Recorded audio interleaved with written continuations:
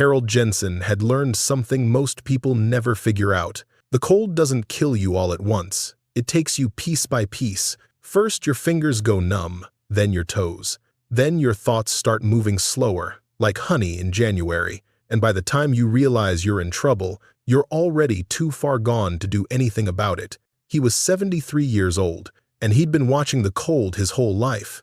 This morning, like every morning for the past 47 years, Harold woke before dawn in the tiny cabin he'd built with his own hands when he was 26 and foolish enough to think Alaska would be kind to him. The cabin sat 11 miles outside Fairbanks at the end of a dirt road that the county had stopped maintaining sometime during the Reagan administration.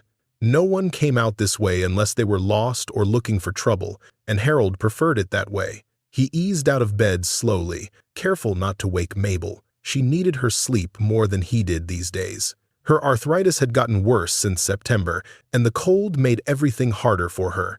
Getting up, getting dressed, getting through another day in a place that seemed determined to freeze them out. The floorboards creaked under his weight as he crossed to the wood stove. The fire had burned down to embers overnight, and his breath came out in small white clouds as he knelt to add kindling. They were rationing wood this year. Had to. The price of cordwood had gone up 40% since last winter, and their Social Security checks hadn't gone up at all.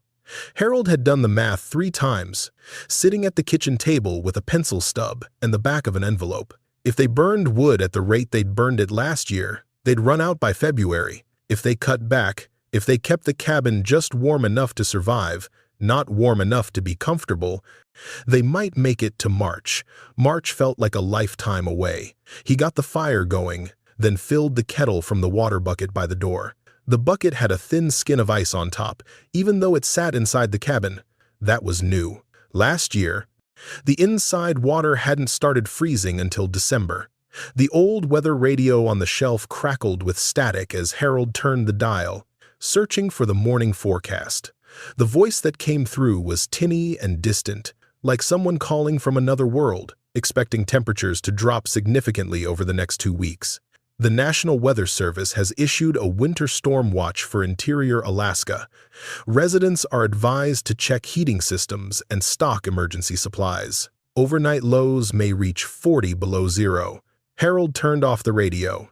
He'd heard enough. Behind him, the bedroom door opened, and Mabel shuffled out in her bathrobe and wool socks, 3 pairs of wool socks, because her feet never seemed to get warm anymore. She was 71 years old. With white hair she still pinned up every morning and blue eyes that hadn't lost their sharpness even if her body was slowly giving out. "How bad?" she asked.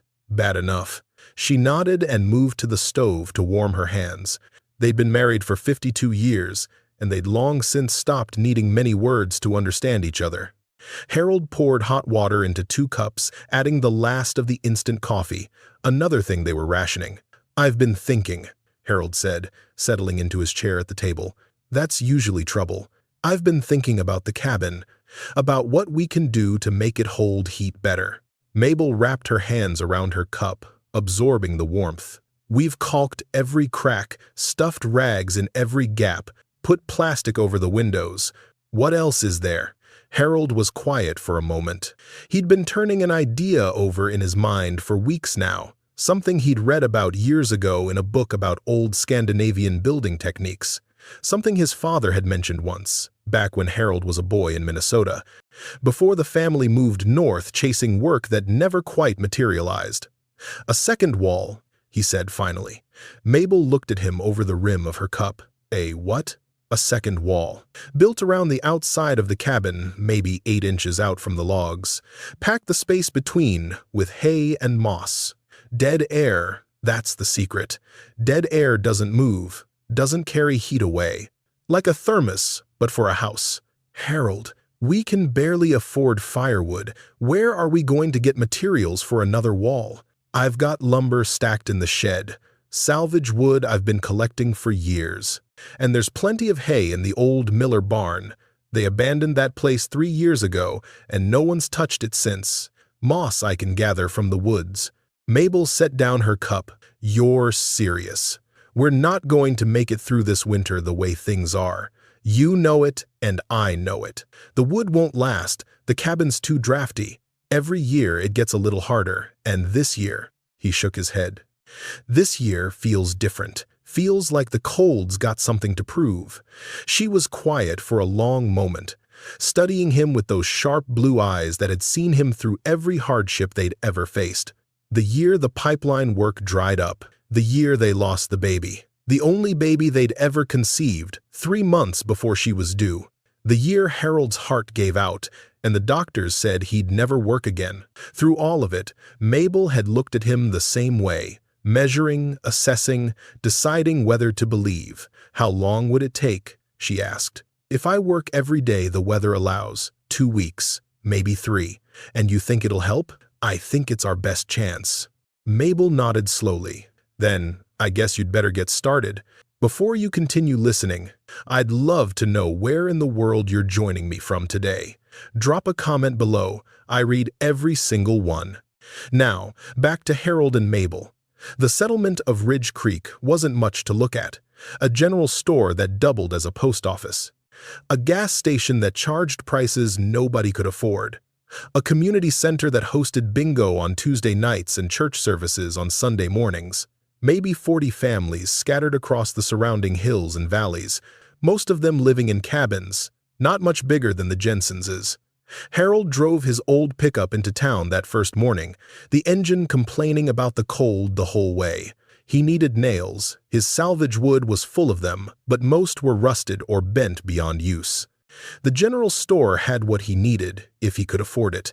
The bell over the door jingled as he walked in, stamping snow off his boots. Martha Dalton looked up from behind the counter, her face arranging itself into the particular expression Ridge Creek reserved for Harold Jensen.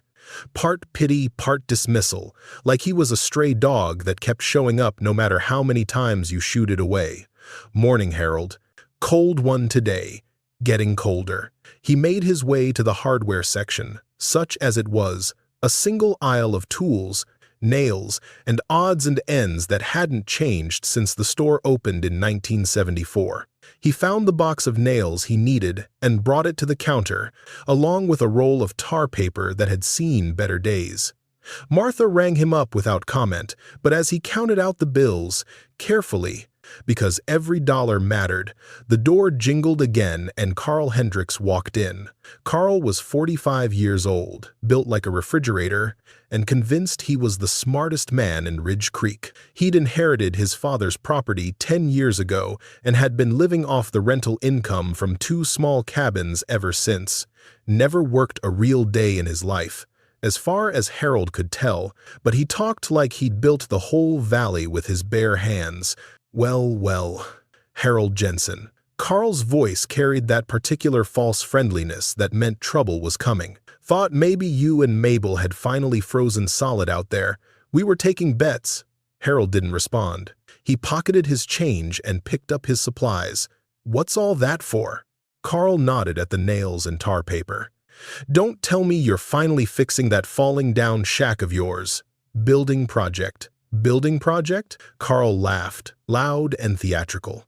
Harold, you can barely stand up straight. What are you building? A coffin. Martha looked uncomfortable behind the counter, but she didn't say anything. She never did. Something like that, Harold said, and walked out. He could hear Carl's laughter following him into the parking lot, and he could feel the eyes on his back. Martha's, Carl's, whoever else happened to be watching. He knew what they thought of him. The old man who wouldn't quit. The stubborn fool who should have moved to Anchorage years ago, where there were hospitals and heating assistance programs and people who would take care of him and Mabel whether they wanted care or not. But Harold Jensen had never asked anyone to take care of him. He'd worked pipeline construction for 30 years. He'd built his own cabin, dug his own well, hunted his own food when times were lean, and he wasn't about to start asking for help now, not from people who looked at him like he was already dead. The work began the next morning. Harold started by clearing snow from around the cabin's foundation, working slowly because his back wouldn't let him work any other way. The cold bit at his face and hands, but he kept moving. That was the secret. Keep moving and the blood keeps flowing. Stop moving and the cold wins. Mabel watched from the window at first, her face creased with worry. But by mid-morning, she'd bundled herself up and come outside to help, holding boards steady while Harold measured and cut, handing him nails and tools when he needed them. "You shouldn't be out here," he told her. "Neither should you." They worked, in silence after that, the way they'd always worked best. The concept was simple, even if the execution was hard. Harold built a frame of salvage lumber around the existing cabin, standing posts about 8 inches out from the log walls. Between the posts, he nailed horizontal boards, creating a second exterior shell. The space between the two walls would be filled with insulation, hay and moss, dried leaves, anything that would trap air and keep it still. By the end of the first day, he'd completed one section of the frame, maybe 8 feet long and 6 feet high. His hands were raw from the cold, and his back felt like someone had driven a railroad spike through his lower spine. But when he stepped back and looked at what he'd built, he felt something he hadn't felt in a long time: hope. Word spread fast in Ridge Creek. By the third day, people were driving out to the Jensen place just to look. "What the hell is he doing?" asked Ray Morrison, standing at the edge of the property with his arms crossed. "Building a fence around his house. Looks like," said his wife Linda, "that's the dumbest thing I've ever seen." They watched for a few more minutes, then drove away, shaking their heads. Harold heard them, but he kept working. He'd heard worse. Carl Hendricks came out on the 5th day, bringing a couple of his drinking buddies from the bar in town. They parked their trucks at the end of the drive and walked up like they owned the place, their breath making clouds in the freezing air. "Jensen," Carl called out, "we came to see the show. What are you building? A fort? Expecting an invasion?" Harold was up on a ladder, nailing a board into place. He didn't look down. "It's an insulation barrier," he said. "Double wall, traps dead air between the layers, keeps the heat in." Carl exchanged glances with his friends. "Dead air? What kind of nonsense is that?" "Norwegian technique. Been used for hundreds of years in places colder than this." "Norwegian?" Carl burst out laughing. "Harold, you're not Norwegian. You're just an old man who doesn't know when to quit." He gestured at the half-finished structure. "Look at this thing. First real wind we get, it's going to blow apart. You'll be standing out here in your long johns trying to figure out where all your boards went." Mabel appeared in the doorway, her face tight with anger. "You can leave now, Carl." "Easy, Mabel. We're just trying to help." Trying to tell Harold here that he's wasting his time on a project that's not going to work. Carl's voice softened into something that was wasting, supposed to sound sympathetic but just sounded patronizing. "You two should think about that assisted living place down in Fairbanks. They've got heat, 3 meals a day, people to look after you when things get bad, because, let me tell you, this winter's going to be bad, and this," he waved at the construction, "this isn't going to save you. We'll take our chances," Harold said, still not looking down. Carl shrugged. "Suit yourself. But don't come crying to us when you're freezing to death in your little Norwegian fort." They left laughing, their trucks kicking up snow as they turned around. Harold climbed down from the ladder, his jaw tight. Mabel came out and stood beside him. "Don't let them get to you," she said. "I'm not." But he was. Not because they were mocking him. He'd been mocked before and survived it. What bothered him was the certainty in their voices, the absolute conviction that he was wrong, that he was foolish, that his idea couldn't possibly work. What if they were right? He stood there for a long moment, looking at his half-finished project. The boards were weathered and mismatched, salvage from a dozen different sources. The frame wasn't perfectly straight. His hands weren't steady enough anymore for that kind of precision. In the harsh afternoon light, it looked exactly like what Carl had said, a fence around a house. A desperate gesture by a desperate old man. Mabel took his hand. Her fingers were cold through her wool gloves, but her grip was firm. "It's going to work," she said. "How do you know?" "Because you built it, and everything you've ever built has worked." Harold looked at her, at the woman who had stood beside him for 52 years, through every failure and every triumph, through every winter that tried to kill them. She believed in him. She always had. "I'd better get back to work," he said. "Lot more to do before the weather turns." The weather turned sooner than anyone expected. On the 8th day of Harold's project, the sky went from gray to black by noon. The wind picked up out of nowhere, screaming down from the mountains with a fury that rattled windows and sent loose objects tumbling across yards throughout Ridge Creek. The temperature dropped 15 degrees in 2 hours. The first blizzard of the season had arrived. Harold was outside when it hit, nailing one of the final sections of the outer wall into place. Mabel had gone inside to start lunch, and he was alone when the wind suddenly changed direction and intensity, nearly knocking him off his ladder. He climbed down as fast as his body would allow, fighting against gusts that seemed determined to push him off his feet. Snow was already falling so thick he could barely see the cabin 10 feet away. He gathered his tools blindly, shoving them into the wooden box he'd built to hold them, then staggered toward the door. Inside, Mabel had the stove burning and the kettle on. She took one look at his snow-crusted face and guided him to the chair closest to the fire. "It's early," she said. "This shouldn't be happening yet. Weather doesn't care what should happen." Through the cabin's small windows, they watched the world disappear into white. The wind howled like something alive, clawing at the walls, searching for any gap or weakness. Harold found himself listening to the sounds of the cabin, the creak of logs, the whistle of air through cracks they'd never quite managed to seal, the constant background noise of winter trying to get in. But there was something else. Something different. The sections of the outer wall he'd finished, maybe 3/4 of the total structure, were blocking the worst of the wind on those sides of the cabin. He could hear the difference. On the finished sides, the walls barely groaned. On the unfinished side, where the original logs were still exposed to the elements, the noise was constant, a low, threatening sound like something being slowly torn apart. "Do you hear that?" he asked. Mabel nodded. "It's working.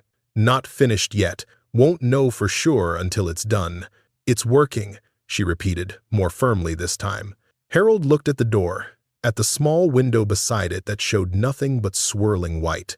The unfinished section of the outer wall faced west, directly into the prevailing wind. Until he could complete it, they were still vulnerable, still exposed. But the blizzard was supposed to last 3 days, according to the last forecast he'd heard. 3 days of wind and snow and temperatures that could kill a man in minutes if he wasn't careful. "I need to finish it," he said. "Not in this.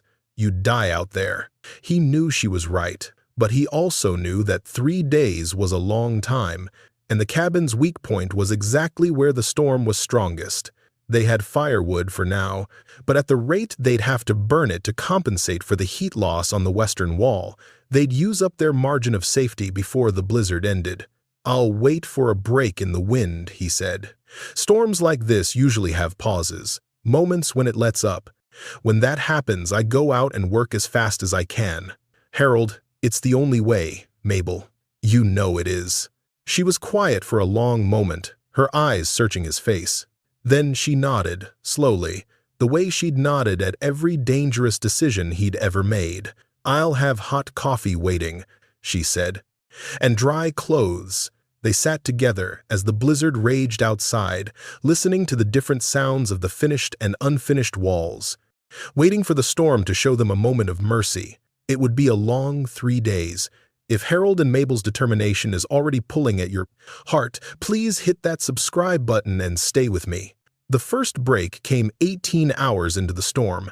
Harold had been dozing in his chair by the stove, too wired to really sleep, but too exhausted to stay fully awake. Mabel had finally convinced him to rest after he'd spent hours pacing the cabin, checking windows, listening to the walls like a doctor listening to a patient's heartbeat. It was the silence that woke him.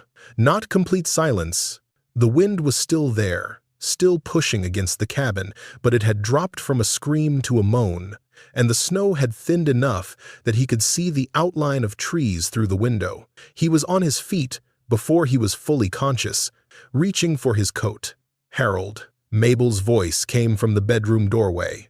She hadn't been sleeping either. "How long do you think you have?" "No way to know." Could be 10 minutes, could be an hour. Then you'd better move fast. He dressed in layers, long underwear, wool shirt, canvas overalls, his heaviest coat, 2 pairs of gloves, the inner one's wool, the outer one's leather, a hat that pulled down over his ears, a scarf wrapped around his face until only his eyes showed. By the time he was done, he could barely move. But he knew from experience that mobility didn't matter as much as warmth when you were working in conditions like this. The door fought him when he tried to open it. Snow had drifted against the cabin during the storm, piling up in a bank that reached almost to his waist. He had to push with his shoulder, forcing the door open inch by inch, until there was just enough space to squeeze through. Outside, the world was unrecognizable. The snow had transformed everything into smooth white shapes, burying the woodpile, the tool shed, the chicken coop that hadn't held chickens in 15 years. The sky was the color of old pewter, low and heavy, pressing down on the landscape like a lid. And the cold was a physical presence, wrapping around him the moment he stepped outside, squeezing the warmth from his body with ruthless efficiency. Harold didn't waste time looking around. He waded through the snow toward the western wall of the cabin, where the unfinished section of his project stood naked against the elements. The damage wasn't as bad as he'd feared. The frame was still standing, the posts still anchored solidly in the ground, but several boards had been torn loose by the wind, and one whole section of the tar paper backing had ripped away, flapping uselessly in the gusts. He found his toolbox buried under a drift and dug it out with his gloved hands. His fingers were already going numb, but he ignored them. Time was the only thing that mattered now. The work was brutal. Every nail he drove felt like it took twice as long as it should. His hammer kept slipping in his gloved grip, and more than once he hit his thumb instead of the nail head, the pain muffled by cold and adrenaline. The wind picked up again while he worked, not back to full strength but strong enough to make every movement a battle. He got one board secured, then another, then a third. The tar paper was harder. His fingers wouldn't cooperate, wouldn't grip the material properly, and the wind kept catching it like a sail, trying to tear it from his hands. He finally managed to get it stretched across the frame and tacked down at the corners, but it was sloppy work, not up to his standards, not the kind of craftsmanship he'd prided himself on for 50 years. But it would hold. That was all that mattered.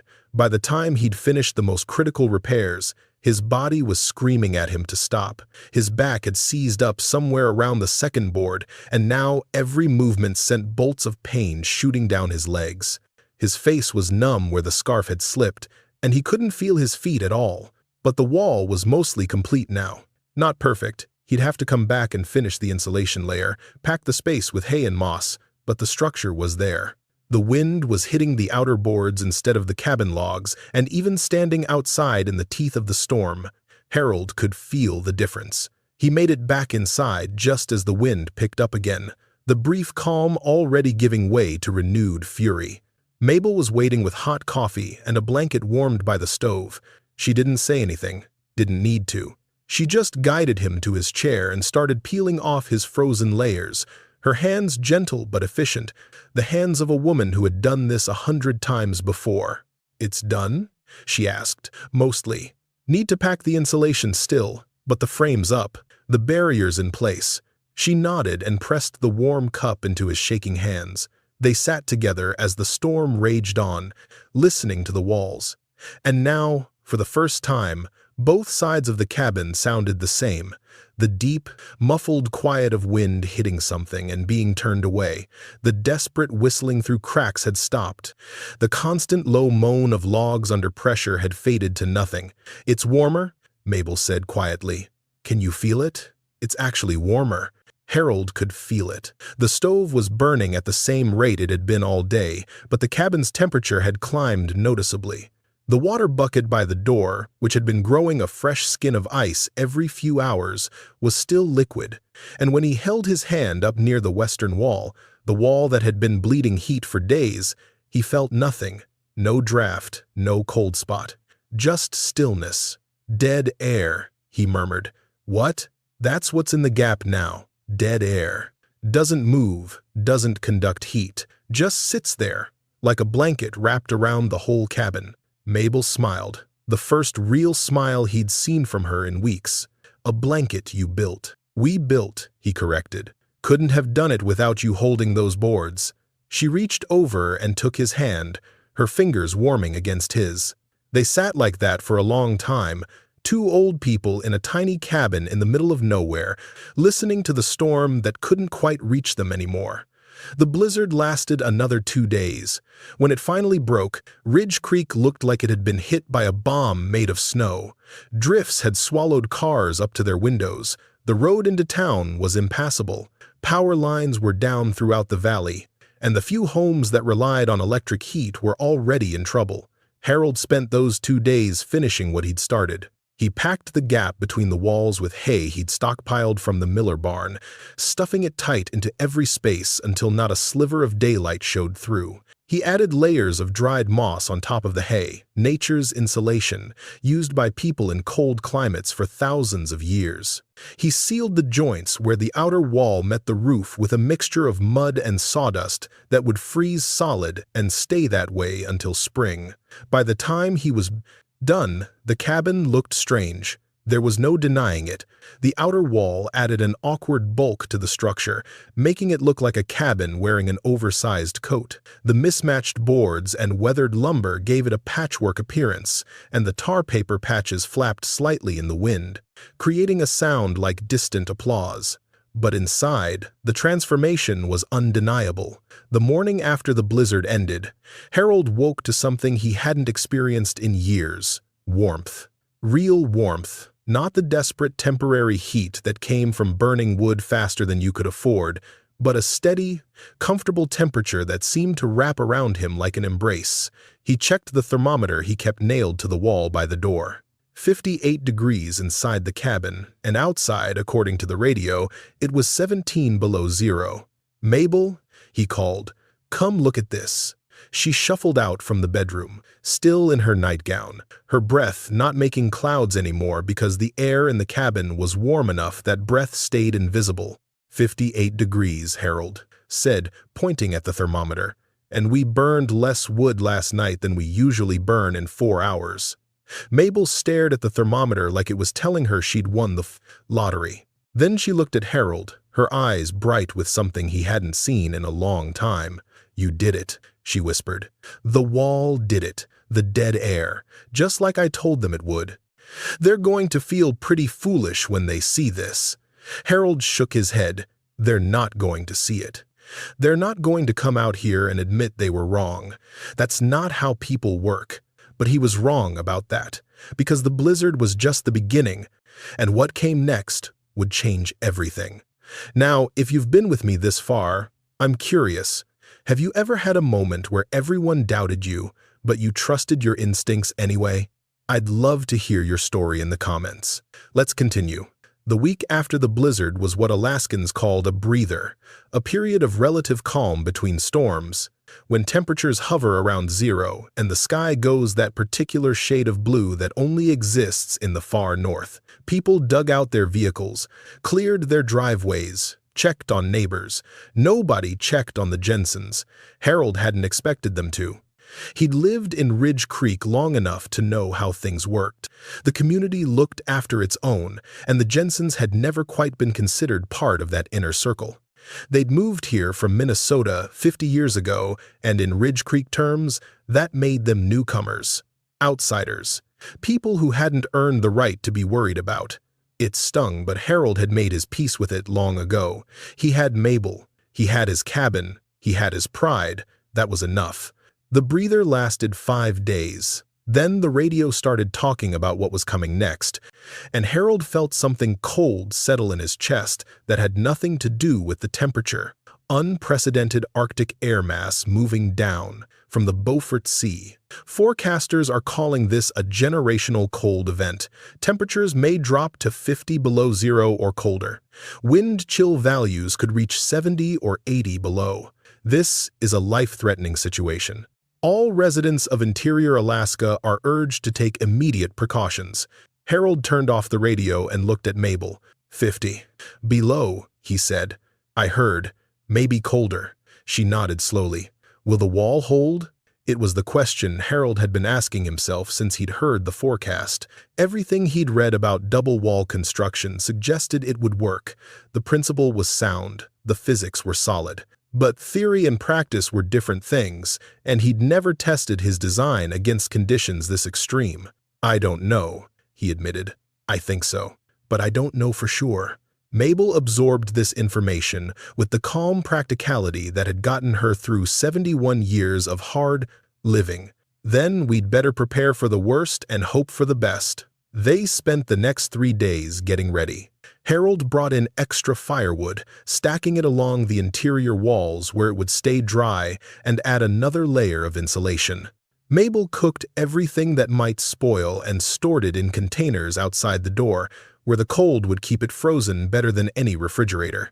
They filled every container they had with water, knowing that if the temperature dropped as low as predicted, even the cabin's interior might not be safe from freezing. They checked on the insulation in the wall, making sure there were no gaps, no places where cold air might sneak through.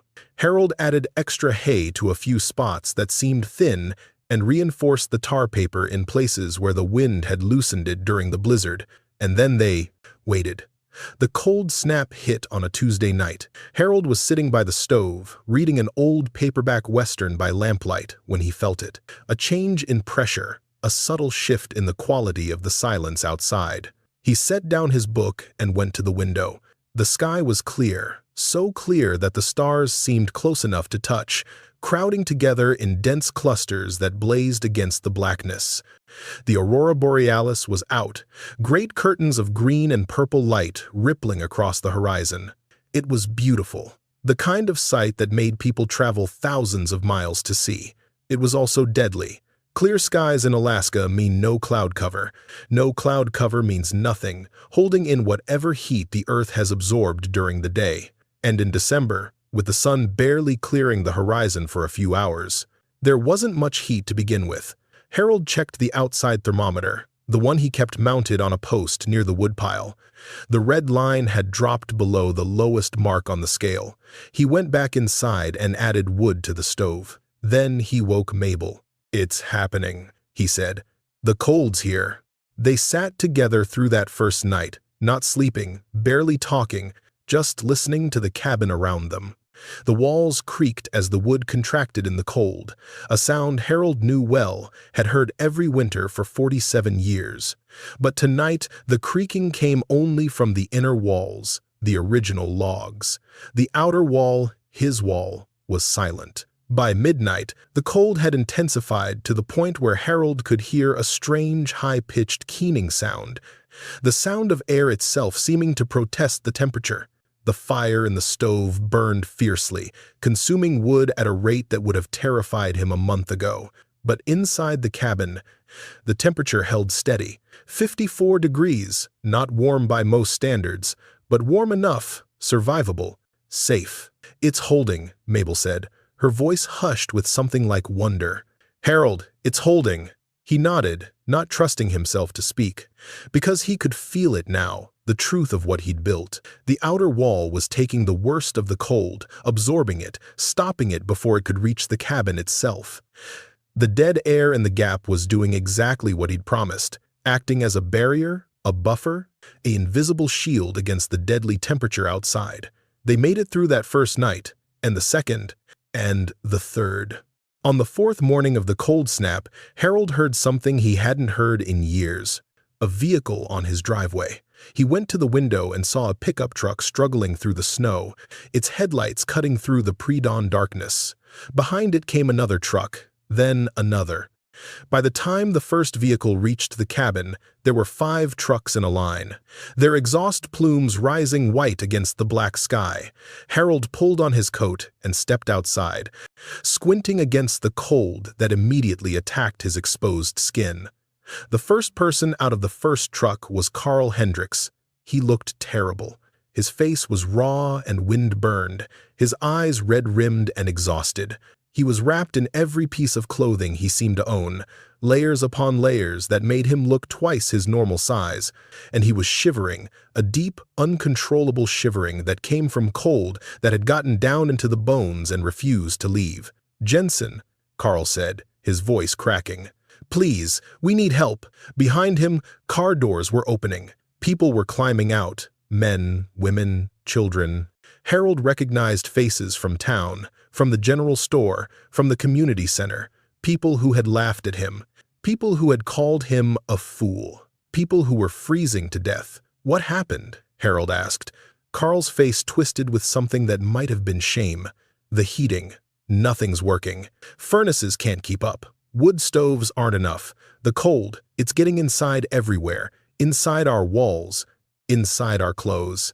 Inside our—" He broke off, coughing. "My kids are in the truck. They've been shivering for 2 days straight. I don't know what else to do."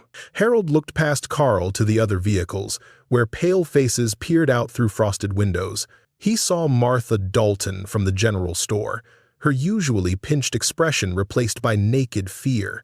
He saw Ray Morrison and his wife Linda, the same people who had driven out to mock his fence around a house. He saw families he didn't even know, people who must have heard about the crazy old man with the double wall and come out of pure desperation. The door opened behind him, and Mabel stepped out. She took one look at the crowd of freezing people and made the decision without saying a word.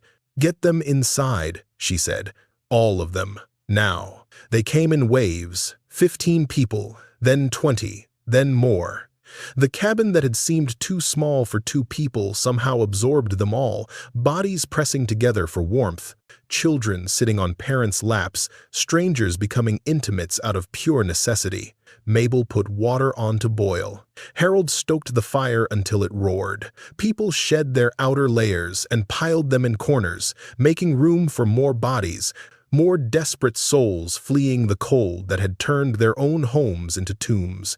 And through it all, the cabin held. The temperature dropped a few degrees with the door constantly opening and closing, but it stabilized at 49. Still warm enough, still survivable. The double wall kept doing its job, blocking the wind, trapping the heat, turning Harold's tiny cabin into an island of warmth in a frozen sea. "How is this possible?" Martha Dalton asked, looking around at the walls that weren't covered in frost, the floor that wasn't slick with ice, the air that didn't burn when you breathed it. "How are you doing this?" Harold explained about the second wall, about the dead air, about the Norwegian techniques and the old knowledge that modern convenience had made everyone forget. People listened in silence, their faces shifting from disbelief to wonder to something that looked like shame. "We laughed at you," Carl said quietly, "when you were building it.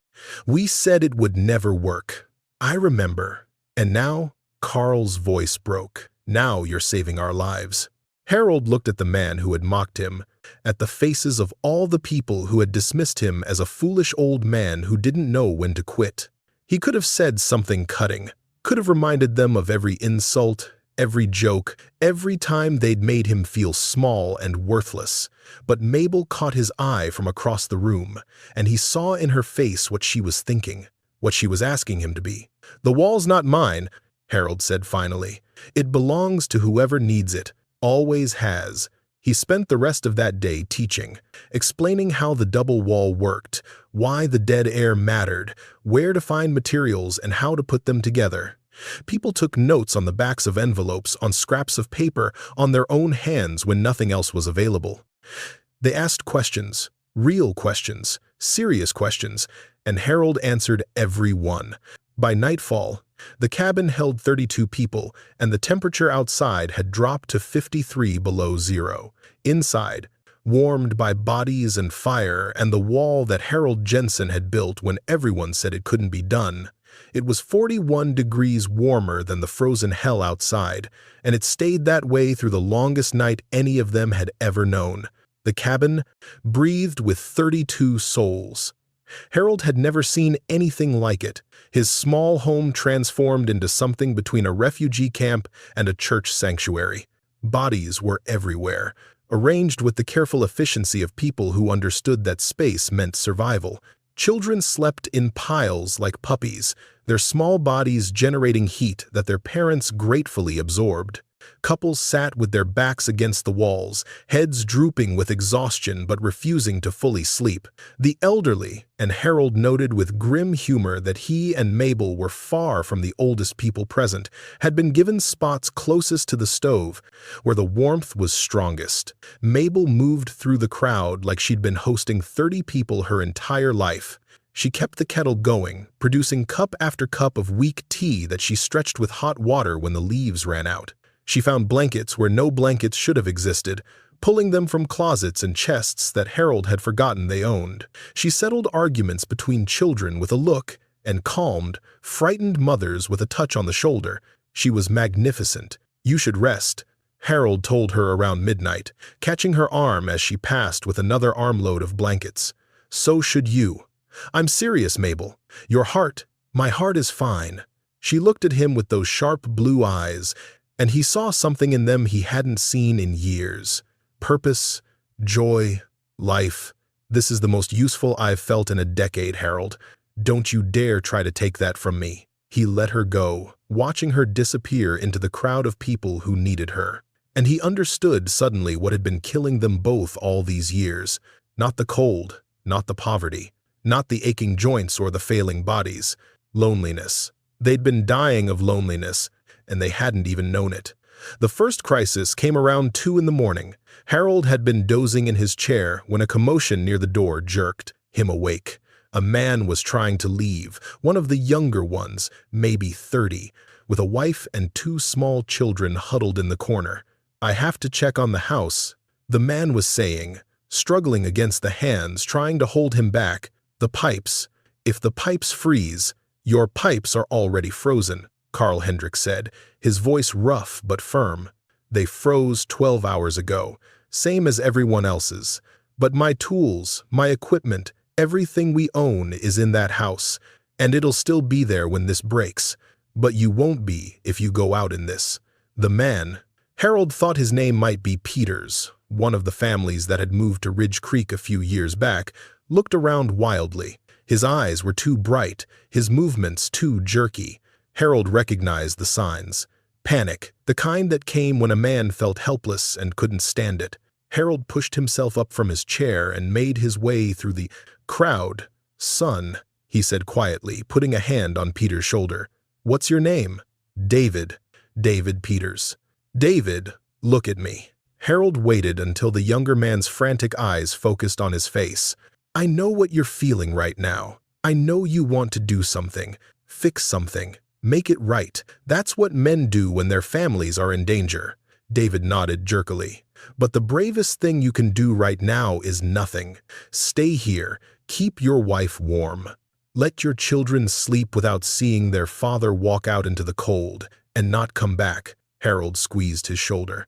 "Your house will wait. Your family needs you now." The fight went out of David Peters like air from a punctured tire. His shoulders slumped, and when he turned back toward his family, Harold saw the tears he was trying to hide. Mabel appeared at Harold's elbow with a cup of tea. She pressed it into David's hands without a word, then guided him back to his wife and children. "That was good," Carl said quietly, coming to stand beside Harold. "What you said to him." Harold shrugged, said what needed saying. "How do you know how to stay calm, when everything's falling apart?" Harold considered the question. Outside, the wind had picked up again, screaming around the corners of the cabin with renewed fury.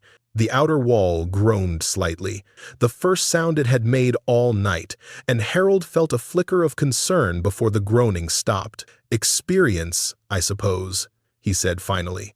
"You live long enough, you learn that panic doesn't help anything. The cold doesn't care if you're scared, it just does what it does. All you can control is yourself." Carl was quiet for a moment. "I've been a fool, Jensen. We've all been fools at one time or another. No, Carl struggled with the words. "I looked at you and Mabel, and all I saw was 2 old people who should have given up years ago. I didn't see," he gestured around the cabin, "I didn't see this, what you built. Who you are." Harold didn't know what to say to that, so he said nothing. They stood together in silence. Two men who had been something like enemies for 20 years, watching the cabin full of people who were surviving because one of them had refused to quit. If this story is touching something in you, I'd be honored if you'd subscribe to the channel. Stories like Harold and Mabel's deserve to be heard, and your support helps me share them. Now, let's see what happens when dawn finally breaks. The second crisis came at 4 in the morning. A child, a little girl, maybe 6 years old, woke up crying that she couldn't breathe. Her mother's screams cut through the crowded cabin like a knife. And suddenly everyone was awake, everyone was moving, and Harold felt the old familiar fear clenching at his chest. Dr. Sarah Chen pushed through the crowd. Harold hadn't even known she was there, a physician from the clinic in town. She must have come with one of the later groups. She knelt beside the little girl and began her examination with calm, professional movements. "Asthma attack," she announced after a moment. "Does anyone have an inhaler? Any kind of bronchodilator?" Silence. In the rush to escape their freezing homes, people had grabbed children and blankets and whatever food was closest. Medical supplies hadn't made the list. "I have," a woman's voice came from near the back, "I have an old inhaler. It's expired, but get it." The expired inhaler helped, but not enough. The little girl, her name was Emma, Harold learned later, was still wheezing, still struggling, her lips taking on a bluish tinge that made Harold's stomach clench. "She needs a nebulizer, doctor," Chen said, her voice tight. "Or steroids, something to open her airways." "There's nothing," Emma's mother sobbed. "There's nothing here." Harold's mind raced through the contents of his cabin. Decades of accumulated supplies, tools, remedies. There had to be something. Then he remembered. "Mabel," he called out. "The cabinet above the sink, the jar with the dried leaves." Mabel found it and brought it over. "Doctor." Chen looked at the jar skeptically. "Mullein," Harold explained. "My grandmother used it for chest complaints.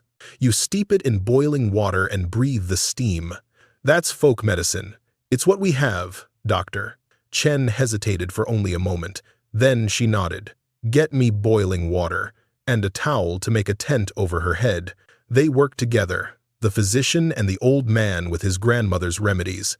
Mabel brought the kettle, and Harold showed Dr. Chen how to prepare the mullein the way his grandmother had taught him 60 years ago. They made a tent over Emma's head with a blanket and let her breathe the medicated steam. It wasn't a miracle.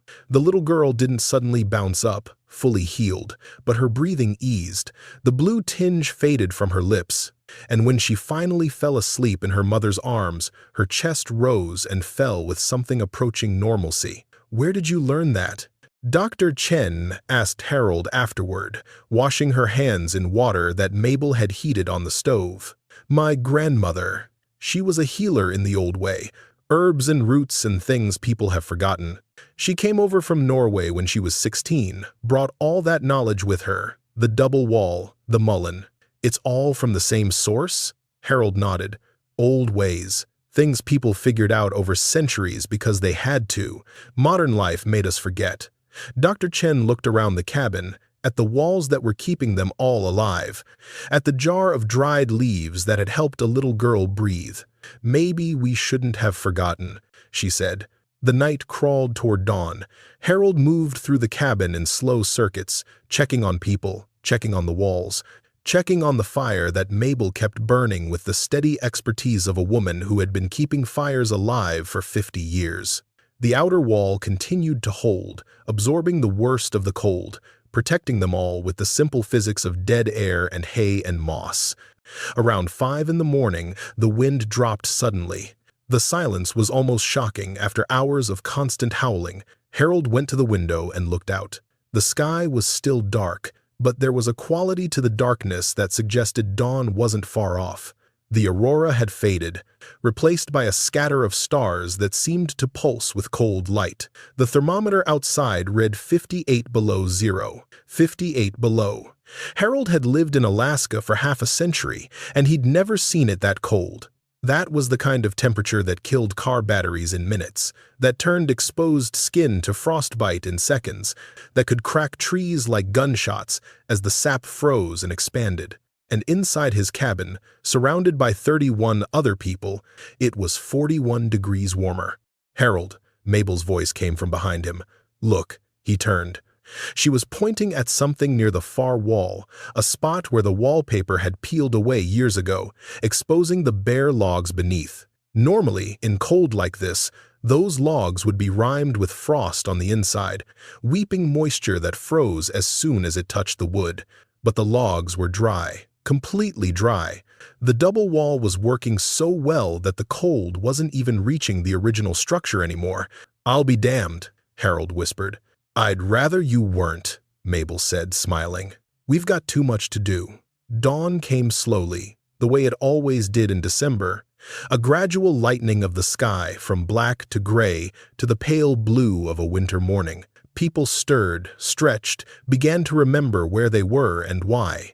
The temperature outside hadn't changed. 58 below zero, according to the radio, but the sun was rising, and there was something about daylight that made even the worst situations feel more manageable. Martha Dalton was one of the first to fully wake. She sat up, looked around the crowded cabin, and seemed to see it clearly for the first time. "Harold," she said, "how are you feeding all these people?" It was a good question. Harold and Mabel had stocked up before the cold snap, but their supplies were meant for 2 people, not 32. They'd been stretching everything, the tea, the soup, the bread, but there was a limit to how far things could stretch. "We're managing," Harold said. "That's not what I asked." Before Harold could respond, Carl Hendricks spoke up from across the room. "I've got canned goods in my truck. Brought them when we came. Figured they'd be safer here than in my freezing house. Beans, corn, some soup." "I have bread," said another voice. Linda Morrison. "2 loaves plus some cheese. There's meat in my cooler." Someone else offered. "Moose steaks. They'll be frozen solid, but we can thaw them on the stove." Within minutes, people were pulling supplies from pockets, bags, truck beds, food they'd grabbed without thinking, provisions they'd almost forgotten they had. Mabel organized it all with quiet efficiency, creating an inventory, planning meals, making sure nothing was wasted. "We've got enough for 2 days," she announced. "Maybe 3 if we're careful." "The cold snap's supposed to break tomorrow night, Doctor," Chen said, checking her phone. "Cell service is spotty, but I got a forecast through. Temperatures rising to 15 below by Wednesday." 15 below. A week ago, that would have sounded miserable. Now it sounded like a heat wave. The day passed in a strange kind of rhythm. People took turns sleeping, eating, using the outhouse that Harold had built years ago, and that was now serving more people in a day than it usually served in a month. Children played quiet games in corners, supervised by whoever happened to be awake. Adults talked in low voices, sharing stories, comparing notes on the damage they'd fled. Harold spent most of the day answering questions about the double wall. How far out from the original structure? Ray Morrison wanted to know, taking notes on a piece of cardboard. "About 8 inches, far enough to create a good air gap, close enough to build easily. And the insulation, it has to be hay? Hay works. So does moss, dry leaves, straw, even crumpled newspaper. Anything that traps air. The key is making sure it's dry. Wet insulation doesn't insulate, it conducts cold." "What about vents?" "You mentioned vents, small ones, near the top of the wall. You need some air circulation or you get moisture buildup, and moisture leads to rot. But they should be small, just big enough to prevent condensation, not big enough to let cold air in." He drew diagrams on the backs of envelopes. He sketched designs on people's hands when they ran out of paper. He explained the physics over and over again, how air was actually a good insulator when you kept it from moving, how the enemy wasn't cold itself but heat loss, how a barrier didn't have to be thick to be effective if it was designed right. "You should write this down," Dr. Chen said, watching him explain the concept to a group of younger men. "Make it official. A guide that people could follow. I'm not a writer. You don't have to be. Just write what you know, what you've taught us today. That could save lives." Harold thought about it. All the knowledge he'd accumulated over 73 years, all the things his grandmother had taught him and his father had shown him, and he'd figured out for himself through decades of trial and error. It was all stored in his head, and when he died, it would die with him. Unless he wrote it down, maybe, he said, when this is over, maybe I will. The second night was easier than the first. People knew where they were sleeping, knew the rhythm of the cabin, knew each other in ways they hadn't before. The fear had faded, replaced by something that felt almost like camaraderie. Strangers who had never exchanged more than nods at the general store now shared blankets and stories and the last of the coffee.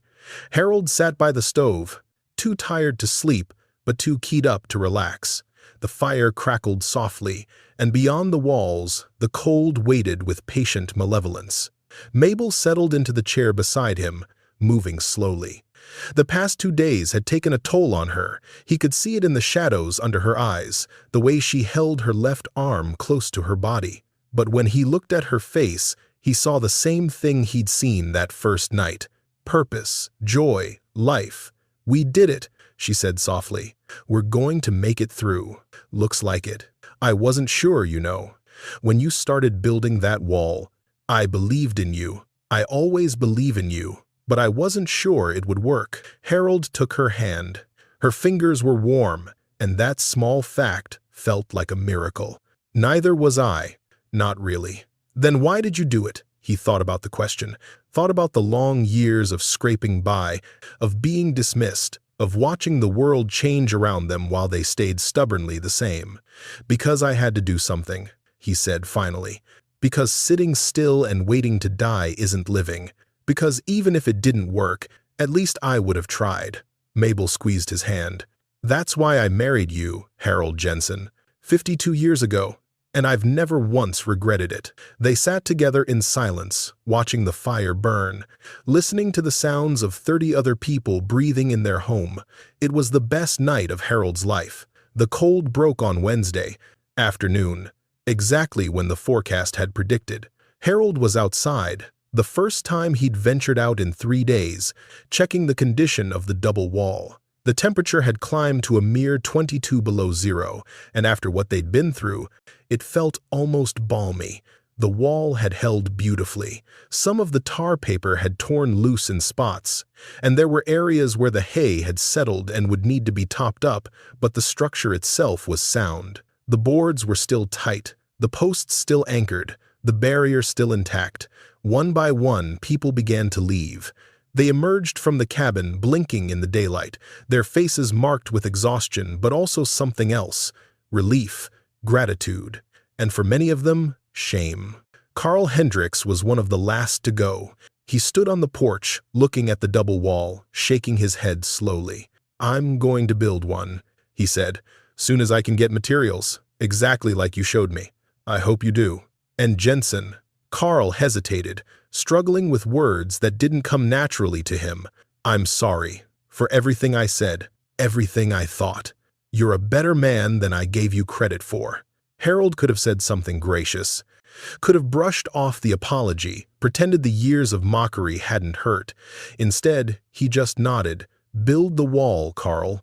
That's all the apology I need." As the last trucks pulled away down the snow-covered drive, Harold and Mabel stood on their porch, watching their neighbors return to their frozen homes. The valley was devastated. Pipes burst, roofs collapsed, trees shattered by the cold. It would take months to recover, and some families would never fully bounce back. But they were alive, all of them, because of a wall that everyone said couldn't work, built by an old man that everyone said should have given up. Harold put his arm around Mabel, and together they went back inside their warm, impossible cabin. They had work to do. The thaw came slowly, the way everything came slowly in interior Alaska. First, the temperature climbed back to single digits below zero, still cold enough to kill, but no longer the murderous deep freeze that had gripped the valley. Then it crept up to zero, then above, until by the second week of January, Ridge Creek was experiencing what passed for a warm spell, 15 degrees above zero, with actual sunshine breaking through the clouds. Harold spent those first weeks after the cold snap doing what he'd always done, working. He patched the spots where the double wall had been damaged, replacing torn tar paper and adding fresh hay to areas where the insulation had settled. He cleared snow from the roof and checked the integrity of every joint and seam. The wall had saved them all, but it wouldn't save anyone again if he let it fall into disrepair. What surprised him was that he wasn't working alone. Carl Hendricks showed up on the third day after the cold broke, his truck loaded with lumber he'd salvaged from a collapsed barn on his property. He didn't say much, just parked in Harold's driveway and started unloading boards. "What's this?" Harold asked, coming out to meet him. "Materials for repairs." And Carl hesitated. "I was hoping you might help me get started on my own wall. When you have time." Harold looked at the pile of lumber, then at Carl's face. The arrogance was gone, replaced by something that looked almost like humility. "I've got time now," Harold said. They worked together for 3 days, Harold teaching and Carl learning. The wall that went up around Carl's cabin wasn't as elegant as Harold's. The boards were rougher, the joints less precise, but it was sound. When they finished, Carl stood back and looked at what they'd built together. "It's not pretty," he said. "Pretty doesn't keep you warm." Carl nodded slowly. "Jensen, I've been thinking about everything that happened, about how you took us in even after—" He stopped, shook his head. "I don't know how to make it right." "You just did," Harold said. "You learned. You'll teach someone else. That's how it works." The requests started coming in the following week. Ray Morrison wanted help with his wall. So did the Peters family and the Chens. And a young couple named Kowalski who had just moved to the valley and nearly died in their poorly insulated rental cabin. Word spread beyond Ridge Creek, to Fairbanks, to the surrounding villages, to communities Harold had never heard of. An old man in the middle of nowhere had figured out how to survive the worst cold snap in living memory, and suddenly everyone wanted to know his secret. "We should charge them," Mabel said one evening, only half joking. "Consulting fees." Harold shook his head. "Can't put a price on survival. We can barely afford to survive ourselves." It was true. The cold snap had depleted their firewood supply faster than Harold had planned, and even with the double wall's efficiency, they'd need to restock before the next cold spell. Their savings, what little remained, wouldn't stretch far enough. But that problem solved itself in ways Harold never expected. The first gift appeared on their porch a week after Carl's wall was finished, a cord of seasoned firewood, stacked neatly beside the door. No note, no explanation, just wood. The second gift came 2 days later, a box of groceries, including coffee, real coffee, not the instant stuff they'd been stretching for months. Again, no note. By the end of January, the gifts had become a steady stream: firewood, food, a new wool blanket to replace the ones that had been worn thin from hosting 32 people, tools, medicine, a hand-knitted sweater for Mabel, made by someone with more skill than Harold could identify. "Who's doing this?" Mabel asked, holding up a jar of homemade preserves that had appeared overnight. "Everyone," Harold said. "No one wants to take credit. They just want to help." It was, he realized, exactly what he and Mabel had done during the cold snap. They'd given without expecting anything in return, and now the community was giving back in the same spirit. The mockery had transformed into something else: respect, gratitude, and a kind of love that expressed itself through action rather than words. If you've made it this far in Harold and Mabel's story, I want to thank you for staying with me. Before we see how their journey ends, would you take a moment to subscribe? Your support means more than you know. Now, let's continue. The letter arrived in February. Harold almost missed it among the bills and junk mail. A plain white envelope with an official-looking return address he didn't recognize. He opened it at the kitchen table while Mabel made lunch, expecting nothing in particular. What he found made him sit down hard. "Harold?" Mabel's voice was sharp with concern. "What is it? What's wrong?" He handed her the letter without speaking. She read it slowly, her lips moving slightly as she processed the words. "The University of Alaska," she said. "They want you to give a lecture?" "A series of lectures on traditional building techniques for extreme cold. They're calling it Indigenous Knowledge Preservation." Harold shook his head in disbelief. "They want to pay me, Mabel, $2,000. Mabel sat down across from him, still holding the letter. How did they even hear about you? Dr. Chen, has to be. She was talking about writing things down, making it official. She must have contacted them. They sat in silence for a moment, the letter between them like something precious and fragile. Are you going to do it?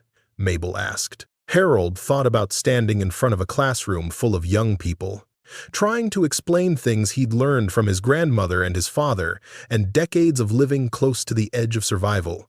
The idea terrified him. He'd never been comfortable with words, had never thought of himself as someone with knowledge worth sharing. But then he thought about the cold snap, about 32 people in his cabin, about little Emma breathing steam from Mullen tea, about Carl Hendricks building a wall with his own hands because Harold had taught him how. Yes, he said, I'm going to do it. The first lecture was scheduled for March. Harold spent weeks preparing, writing notes on index cards, practicing in front of Mabel until she could recite his main points from memory. He drew diagrams, made models, gathered samples of the materials he'd used in his double wall. By the time the day arrived, he'd never been more nervous or more ready. The lecture hall at the University of Alaska Fairbanks held 200 people. Every seat was filled. Harold stood at the podium, looking out at faces young and old, students and professors and community members who had driven hours to hear him speak. His hands trembled slightly as he shuffled his index cards, but when he opened his mouth, the words came out steady. My name is Harold Jensen, he said. I'm 73 years old, and 2 months ago I almost froze to death in my cabin 11 miles outside of Fairbanks. But I didn't. None of us did. And I'm here to tell you why. He talked for 2 hours. He explained the physics of heat transfer and the principle of dead air. He showed them how to build a double wall with nothing but salvage lumber and natural materials. He shared his grandmother's remedies and his father's techniques and everything he'd learned in 50 years of Alaska winters. But mostly, he told stories about the night the cold came, about the people who crowded into his cabin, about Carl Hendricks, who had mocked him and then asked to learn, about little Emma, breathing steam in the lamplight, about Mabel, who had believed in him when no one else did. When he finished, the audience sat in silence for a long moment. Then someone started clapping, and the sound spread until the whole room was on its feet, applauding an old man who had never thought he had anything worth teaching. Afterward, a young woman approached him with tears in her eyes. My grandfather built like you do, she said. Same techniques. I thought that knowledge died with him, but you're keeping it alive. Harold didn't know what to say, so he just took her hand and held it. The lectures continued through the spring. Harold gave talks at community centers, at village halls, at schools where children listened with wide eyes as he explained how their great-great-grandparents had survived without electricity or central round sane heating. He was interviewed by newspapers and radio stations. A documentary crew from Anchorage spent a week at his cabin, filming the double wall and asking questions about traditional building methods. Through it all, Mabel was by his side. Her health had improved since the cold snap, Dr. Chen said the activity and purpose had been better medicine than anything she could prescribe. The arthritis still bothered her on cold mornings, but she moved more easily now, smiled more readily, laughed more freely. You're famous, she told Harold one evening, showing him an article about his lectures that had appeared in the Fairbanks paper. I'm just a man who built a wall. You're a man who reminded people that they know more than they think, that the old ways aren't foolish, they're wisdom. She set down the newspaper and took his hand. You gave them hope, Harold. You can't put a price on that. He thought about the years before the cold snap, the isolation, the mockery, the slow, grinding poverty that had made every winter feel like a death sentence. He'd been invisible then, just an old man waiting to die in a cabin no one visited.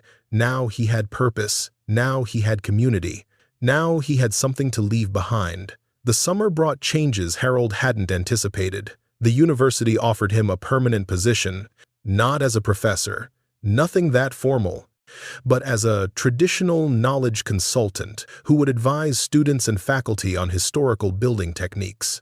The salary was modest, but it was enough to end the constant worry about money, enough to let him and Mabel live without fear of the next bill or the next winter. More importantly, it gave him a reason to keep going. He started working on a book. Nothing fancy, just a practical guide to the techniques he'd spent his life learning. Dr. Chen helped him organize his thoughts, and a young graduate student named James volunteered to handle the writing and illustrations. They worked on it through the long summer days, sitting on Harold's porch while the midnight sun turned the sky gold. "This is going to help a lot of people," James said one evening, looking over their latest chapter. "That's the idea. Can I ask you something personal?" Harold nodded. "Why didn't you ever give up? All those years of people laughing at you, dismissing you. How did you keep going?" Harold considered the question. He thought about Mabel, about their small cabin, about the life they'd built together against all odds. "Because giving up means believing them," he said finally. "Believing that you're worthless, that your knowledge doesn't matter, that the world would be just fine without you. And maybe that's true for some people, but I decided a long time ago that it wasn't going to be true for me." James nodded slowly. "My grandmother used to say something like that. The only time you fail is when you stop trying. Smart woman, your grandmother." "She was." James smiled sadly. "She passed away last year. Never got to see me graduate." Harold reached over and put a hand on the young man's shoulder. "She sees you," he said. "They always do." The following winter arrived with the usual threats: early snow, plummeting temperatures, forecasts that made everyone nervous. But this year, things were different. Throughout Ridge Creek and beyond, double walls had gone up on dozens of homes. Some were built with Harold's direct guidance. Others followed the instructions he'd written out and shared freely with anyone who asked. The ugly duckling appearance of the structures, cabins wearing oversized coats, had become a point of pride rather than mockery. Jensen walls. People called them. Harold hated the name, but Mabel loved it. "Your grandfather would be so proud," she told him. "And your grandmother." They'd be bragging to everyone in heaven about their grandson, the famous builder. "I'm not famous. You're famous to the starred, people who matter." The first real cold snap of the season hit in late November. Temperatures dropped to 35 below zero, serious cold, though nothing like the previous year's record-breaking event. Harold watched the thermometer fall and felt the familiar tightness in his chest, the old anxiety that had been his constant companion for so many winters. But this year, something else happened. People called to check on them.